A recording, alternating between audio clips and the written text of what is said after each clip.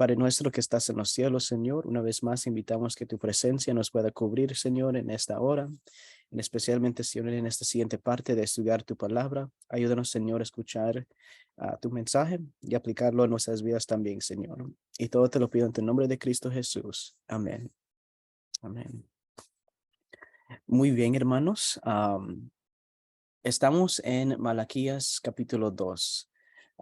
Y es un libro de la palabra de Dios que solamente tiene 4 capítulos, así que es un libro bien corto, pero tiene, creo que lo que hemos visto hasta este momento, el mensaje que se contiene es algo que, bueno, que permanece hasta los tiempos. Así que vamos a ir estudiando entonces Malaquías 2, versículo 1 en adelante. Lo voy a leer nomás para que tengamos un contexto y después entraremos en algunos puntos que son importantes para entender el mensaje que contiene este capítulo. Pero dice, ahora, pues, sacerdotes, para vosotros es este mandamiento. Si no escucháis y si no decidís de corazón dar gloria a mi nombre, ha dicho Jehová de los ejércitos, enviaré maldición sobre vosotros y maldeciré vuestras bendiciones.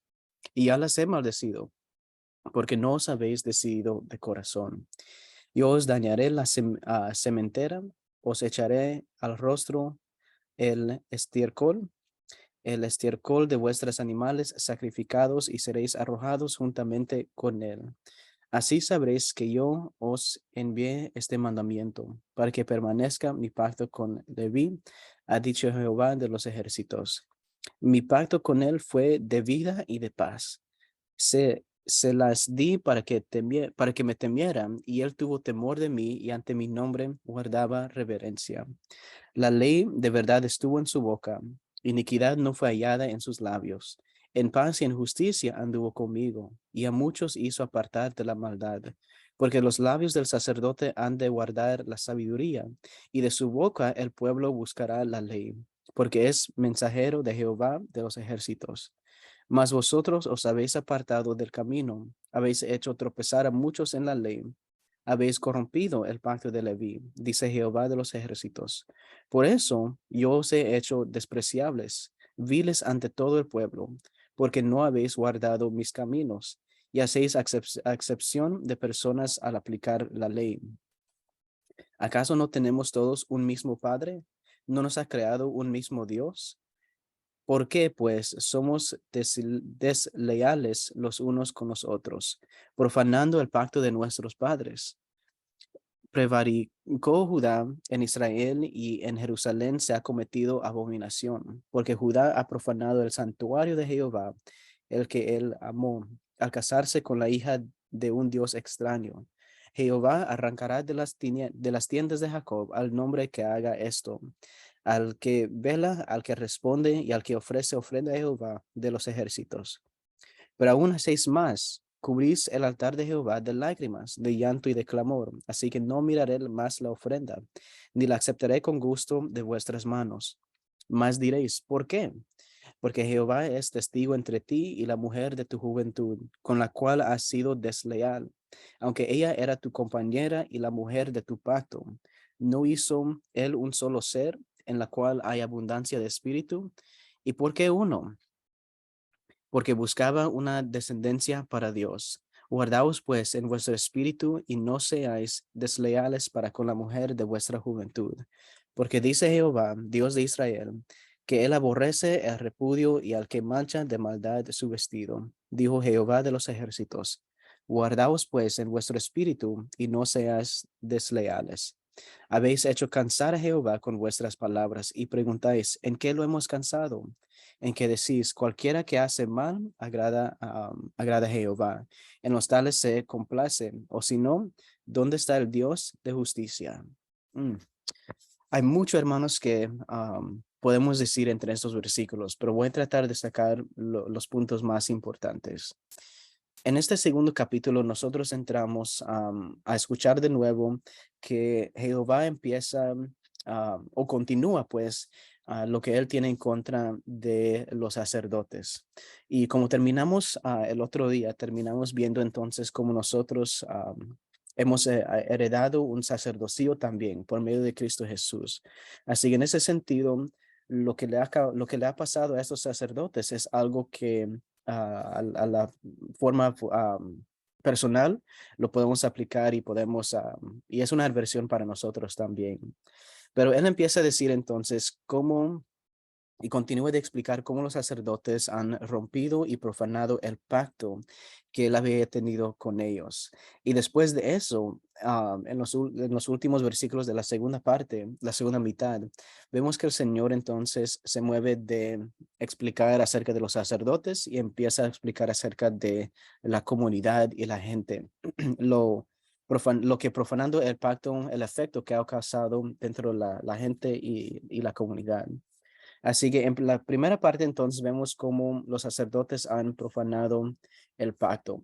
Y hay una palabra, un versículo clave que yo quisiera que nos enfoquemos.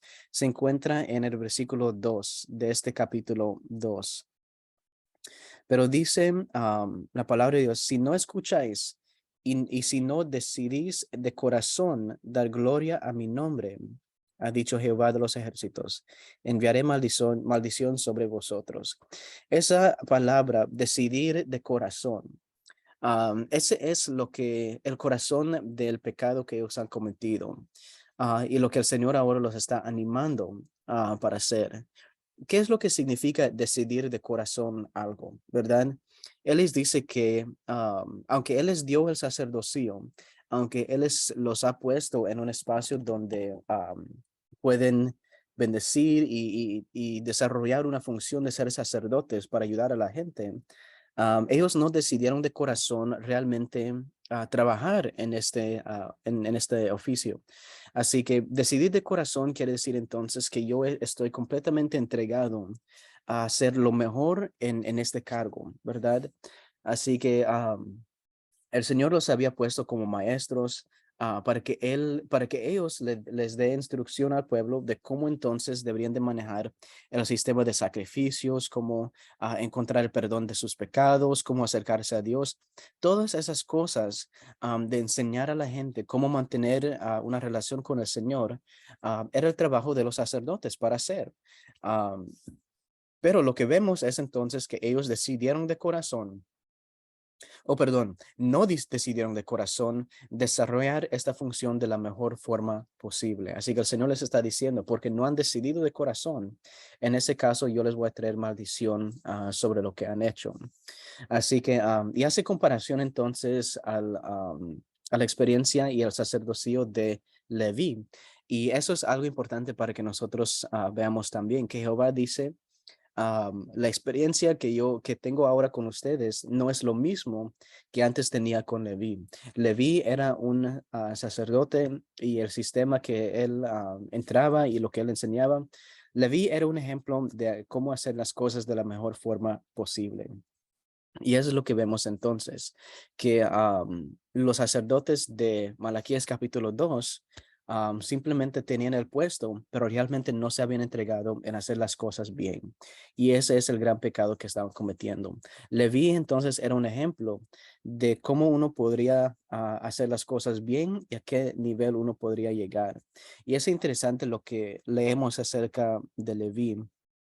Miren lo que dice en versículos 5 y 6. Dice, mi pacto con él fue de vida y de paz. Se las di para que me temieran y él tuvo temor de mí y ante mi nombre guardaba reverencia. La ley de verdad estuvo en su boca, iniquidad no fue hallada en sus labios. En paz y en justicia anduvo conmigo y a muchos hizo apartar de la maldad. Así que eso es lo que vemos que el Señor les había dado a esos sacerdotes de hacer como trabajo y no lo habían hecho.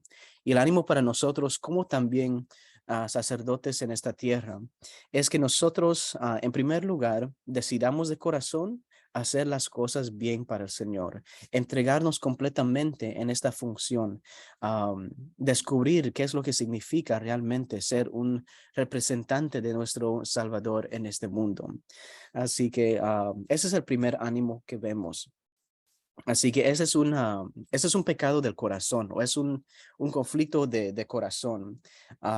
Los sacerdotes en ese tiempo se necesitaban arrepentir y entonces empezar a vivir en acuerdo con el llamado que el Señor les había dado. Así que lo interesante es que en toda, hay que recordar, hermanos, que en todos estos capítulos, en todas esas palabras, el Señor está dando oportunidad a los sacerdotes y a la gente para arrepentirse y cambiar y transformar. Y eso fue lo que vimos en el primer capítulo, que no a todos el Señor siempre les da esta oportunidad de transformar o de cambiar. Así que ellos tienen esta gracia de Dios que han recibido y lo deberían de aprovechar también.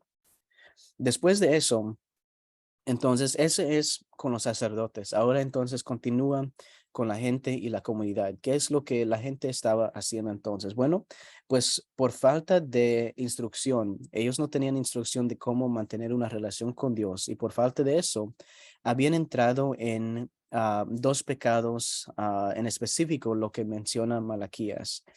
El primero es que se han casado con mujeres extrañas que empezaron a introducir dioses falsos dentro de la comunidad.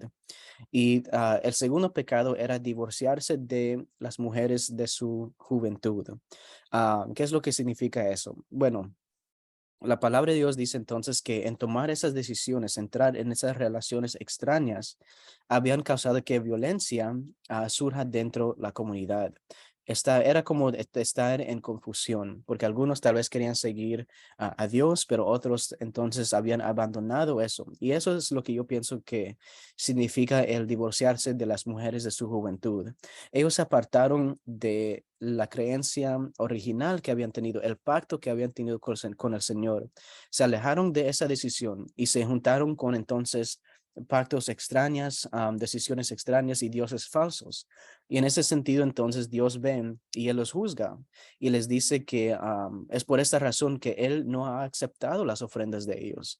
Y la palabra de Dios dice que ellos han tratado de traer esas ofrendas y que han llorado y que han traído lágrimas delante del altar, pero como no son lágrimas sinceras, no son lágrimas de arrepentimiento, simplemente lágrimas porque el Señor no acepta estas ofrendas. Es por esta razón que el Señor los juzga y les dice, yo nunca les voy a aceptar esto, porque no es algo que honra a mi nombre. Ustedes tienen que arrepentirse de sus pecados, de el casarse con las mujeres extrañas, los ídolos, los otros dioses, y en el divorciarse de mí, de mi presencia y de lo que yo les había dado al inicio. Así que Él les da, y lo que vemos entonces que el problema grande que el pueblo de Dios estaba pasando es, no era de tratar de descubrir si Dios realmente los amaba. La pregunta que está sobre la mente y lo que está en conflicto en estos capítulos es si la gente realmente ama a Dios. Y esas son dos cosas diferentes, hermanos, porque cuando consideramos y nos preguntamos, bueno, ¿será que Dios me ama? Bueno, ¿verdad? Como lo hicieron en el primer capítulo.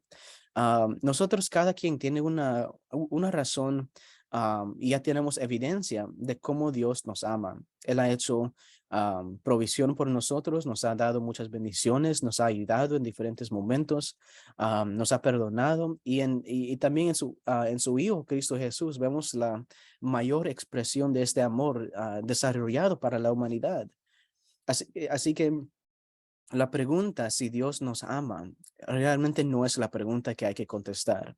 La pregunta que hay que contestar es si nosotros realmente amamos a Dios. Porque si nosotros realmente amamos a Dios, nosotros vamos a hacer lo más posible para traer honra a su nombre y a su presencia, de estar a su lado para siempre y vivir en conjunto con Él también. Y eso es lo que estamos viendo pasar en este capítulo. El Señor los juzga y trae esto en contra de ellos. Así que se puede decir entonces que al mismo tiempo que la gente está exclamando, ¿será que Dios no nos ama, Dios no nos quiere, Dios no acepta nuestras ofrendas? Al mismo tiempo que ellos están exclamando eso, nosotros podemos decir que el Señor también está exclamando, esta gente no me ama, esta gente no tiene amor, no tiene amor hacia mí. Los sacerdotes, la gente no han hecho lo que yo les he pedido para hacer y están sufriendo y no quieren arrepentirse para regresar a mi presencia. No estoy convencido de que ellos me aman. Así que hay que recordar, hermanos, que el Señor no va a forzar su voluntad sobre nosotros. Él desea que nosotros lo adoremos, pero de corazón sincero, con una voluntad que nosotros decidimos, lo vamos a alabar, lo vamos a honrar también. Así que para solución entonces Jehová les dice dos cosas. Bajando al versículo 15 y 16, él les dice, ¿no hizo él un solo ser en el cual hay abundancia de espíritu? ¿Y por qué uno? Porque buscaba una descendencia para Dios. Y está aquí lo que el Señor les pide. Guardaos pues en vuestro espíritu y no seáis desleales para con la mujer de vuestra juventud. Porque dice Jehová, Dios de Israel, que él aborrece el repudio y al que mancha de maldad su vestido. Dijo Jehová de los ejércitos. Guardaos pues en vuestro espíritu y no seáis desleales. Así que les anima que se guarden en su espíritu y que no sean desleales, que regresen a su presencia y que para que entonces el Señor pueda ir transformando esta experiencia. Ahora, entonces, esto es lo que resume un poco el mensaje de este capítulo, lo que el Señor tiene en contra de los sacerdotes y lo que tiene en contra la gente. Y son cosas que nosotros también podemos caer y son advertencia para nosotros, para que no tengamos y no tomemos las mismas decisiones. También quería ahora entrar en un momento de aplicación, ¿verdad? ¿Cómo aplicamos estos principios? Esas lecciones que hemos escuchado esta mañana, ¿cómo lo aplicamos a nuestras vidas? Bueno, ahora que hemos visto el contexto de estas cosas, nos damos cuenta que el amor de Dios es la pregunta principal de este libro. Si realmente nosotros como humanos, como hijos y hijas del Señor, realmente lo amamos. Y esa es la pregunta que hay que contestar. Y eso es algo que yo no puedo contestar por ustedes. Es algo personal que cada uno tiene que decidir. Preguntarse esta mañana si yo realmente amo a mi Dios. Si es sí, entonces continuamos y fortalecemos esa relación que tenemos con Él y que nuestra experiencia sea lo mismo que fue la experiencia de Leví en esos versículos, ¿verdad? Que tengamos un pacto de paz y podamos ir ayudando a los demás también. Pero si la respuesta a esa pregunta es no o yo no sé, la palabra de Dios nos anima entonces que analicemos nuestras vidas y dice, guardaos en tu espíritu y no seamos desleales. Es algo que hay que decidir entonces cómo nosotros vamos a amar a este Dios y qué haremos entonces con lo que Él ha hecho por nosotros. Así que yo les quiero terminar con este último ánimo. Pero hay una historia que yo les conté a los niños unos meses atrás.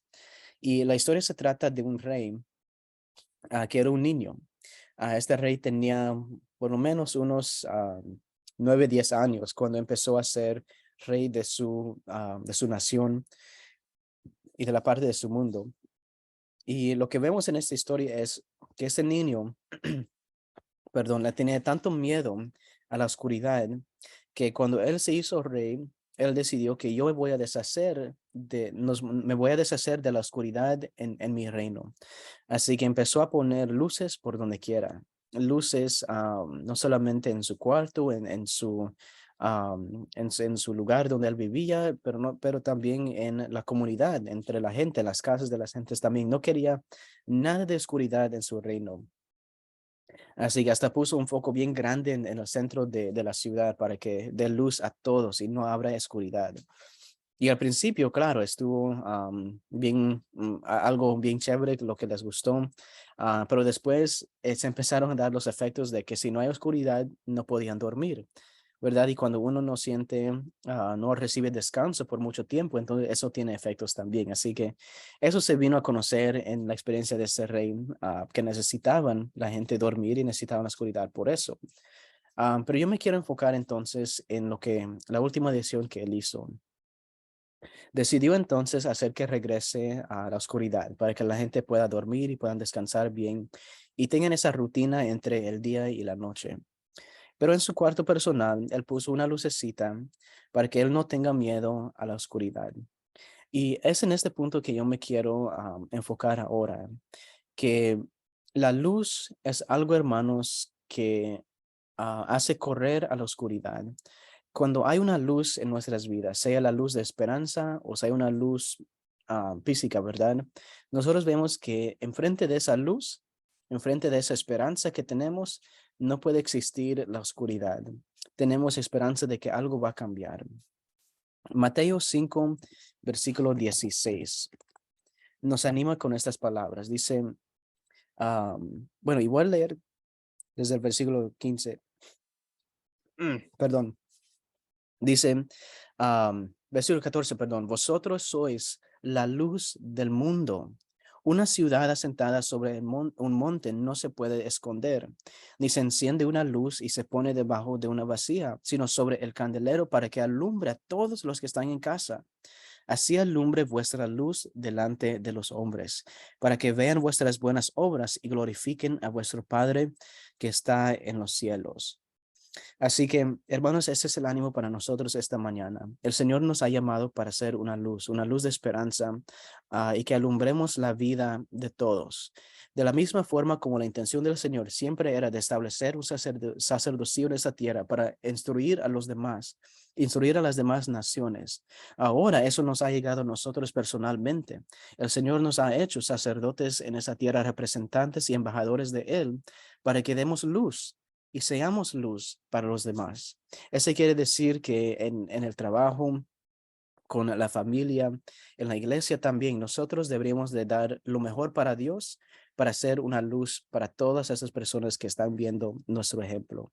Y hermanos, mi oración para nosotros será lo siguiente esta mañana, que nosotros podamos, seguir el consejo de de este capítulo, ¿verdad? Guardaos en vuestro espíritu y no sean desleales.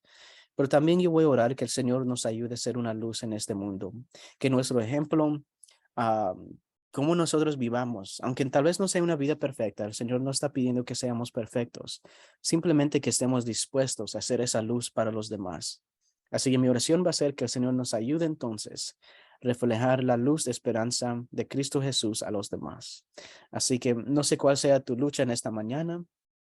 No sé cuál sea tu dificultad, pero yo sé, yo confío de que aún en esos momentos, aún en esos tiempos difíciles, el Señor nos puede ayudar para ser una luz, para los demás que están viendo. Y ese es mi deseo, esa es mi oración para ustedes en esta mañana. Oremos. Padre nuestro que estás en los cielos, Señor, pedimos que tú nos ayudes, Señor, a estar completamente entregados a tu presencia, Señor. Que decidamos de corazón que queremos vivir a tu lado, Señor, y queremos tenerte en nuestras vidas. Bendícenos, Señor, con tu presencia, bendícenos con tu espíritu. Ayúdanos, Señor, a sentirnos bien en nuestra relación contigo, que podamos estar creciendo contigo, Señor. Pedimos, Señor, que nosotros podamos guardar tu espíritu en nuestros corazones y podamos vivir, Señor, vidas de lealtad a tu presencia. Señor, escuchamos que tú nos has llamado para hacer luz, Señor, en este mundo. Y pedimos, Señor, de tu ayuda, para que tú, Señor, puedas iluminar y guiar nuestros pasos, Señor, a las personas que necesitan esa luz de esperanza.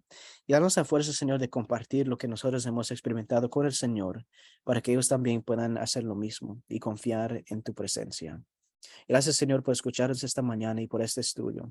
Guíanos, Señor, para regresar mañana mientras estudiamos el siguiente capítulo. Todo te lo pido en tu dulce nombre de Cristo Jesús. Amén.